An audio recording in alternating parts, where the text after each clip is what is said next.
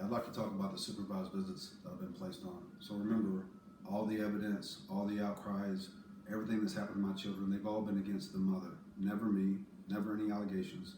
Nothing has ever come up about me doing anything at all, or my wife, or anybody in our family.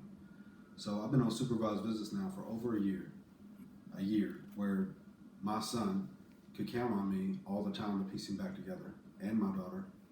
So now they don't have that. Now they're just stuck in a time where 24 hours a day, they're stuck with the abusers all the time. So I'm on supervised visits, and our very first supervisor, her name was Heather Moore. So they are appointed by Judge Wells. She was great. She did her job. She was great with the kids. She was a good supervisor. Our very first supervised visit, my son looked at her whenever it was time for him to go home and said, "Please don't make me go back. My mommy still hits me in the face." The very next day, my daughter's got a busted lip, said her mom did it.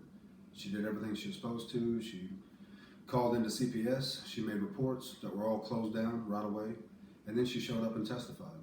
She testified to not only those outcries being made, but she also testified to my son being so scared to go back with her that he would hide behind the cars, he would hide behind the trees. And one time, he was so scared that when she was buckling him into his car seat, he broke blood on her arm. He was squeezing her so hard, not wanting her to make him go back. So she testified in court to all this. Judge Wells fires her and moves on to another supervisor. Remember, these kids have told all these people, and nobody's done nothing at all. No one's helped. So now he's on his second supervisor with no help outside.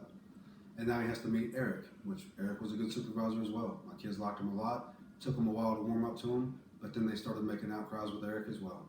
So Eric shows up, testifies, the judge fires him, moves on to another one. We got a third one that only made one visit, and then she didn't want to come back after that one visit. That was another one that was appointed by Judge Wells. We found out her, Summer Chapel. Yes. Summer Chapel is actually a paralegal for an attorney here. That's pretty illegal. That's unethical for them to be setting her on a supervised visit. No wonder why she didn't show back up. My son made an outcry on that visit as well. Then we're on to our one now, Jim. So Jim's our supervisor now, and they have made outcries the last 5 times I've seen my children, the last 5 visits. One of the outcries, he draws a stick figure and he says, "This is you, Daddy." Then he draws another one right beside him holding my hand and said, "This is Isaiah."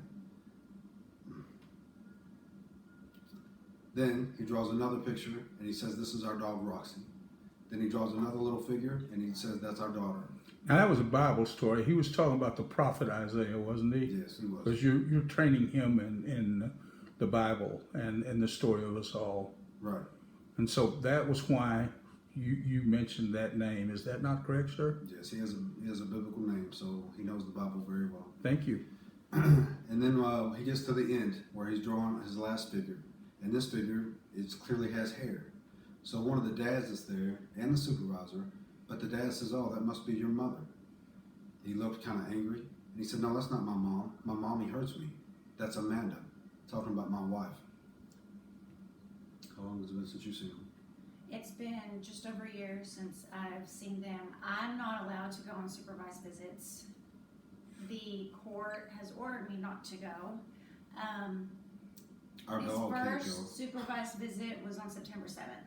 So we're now just over a year. We've asked Jim twice now if I can come. The first time he asked Family Court Services, the director, and she said, "No, I'm not allowed to come." And the second time when we asked him, maybe just a few weeks ago, 3 weeks ago or so, I texted him and he immediately replied back, "No, that I can't come." So that second time he didn't even bother asking the director of Family Court Services if I could come. And even the dog can't even go. Yeah, I can't take their dog to him. And remember, she's been in my son's life since he was 15 months old and been in my daughter's life her entire life. So this is also their mom. Well, let's do a little reality check. Let me make sure that I'm understanding what I'm hearing.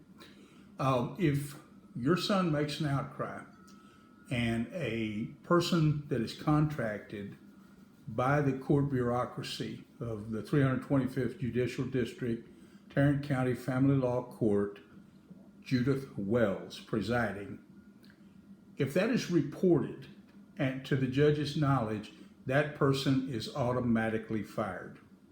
Correct. And appointing a different person to do what she needs done to supervise your visit does not seem to slow your son down. If someone hurts him, if someone violates him sexually, if someone does something ugly to him, makes him bleed, bruises him, hurts his body, penetrates any part of his body with a sex organ or any other foreign object, he still says something about it. That has made no impression on this little man. Am I correct? Yeah, he's so strong. So My grasp of reality of what I'm hearing here is that this person, Judge Wells, has a desire to control everybody in the situation. Trained professionals who are authorized by the state of Texas to supervise a visit. She wants to control the actions and words of your son.